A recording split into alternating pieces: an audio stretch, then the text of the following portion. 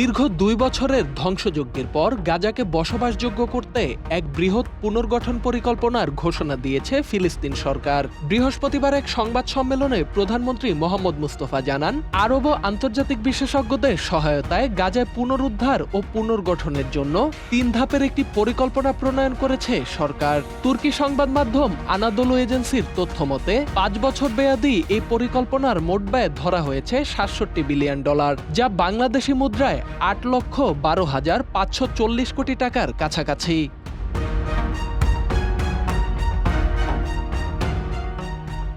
প্রধানমন্ত্রীর ভাষ্য অনুযায়ী প্রথম ধাপে ৬ মাসব্যাপী জরুরি মানবিক সহায়তা ও অবকাঠামো পুনর্গঠনে খরচ হবে প্রায় $৩.৫ বিলিয়ন।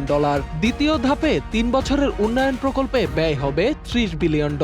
আর শেষ ধাপে থাকবে দীর্ঘমেয়াদী পুনরুদ্ধার ও পুনর্গঠনের কাজ।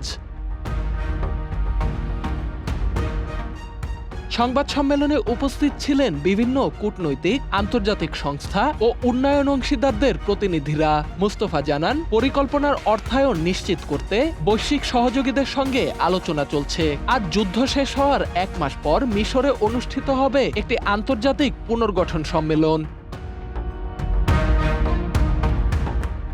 মুস্তফা জোর দিয়ে বলেন, গাজায় পুনর্গঠন শুরু করতে হলে প্রথমে ইসরায়েলকে সৈন্য প্রত্যাহার করতে হবে, সীমান্ত খুলে দিতে হবে এবং মানবিক সহায়তা ও নির্মাণ সামগ্রী প্রবেশের অনুমতি দিতে হবে। তিনি স্পষ্ট করে বলেন, গাজার প্রশাসন নিয়ে বাইরের কোনো শর্ত ফিলিস্তিন গ্রহণ করবে না।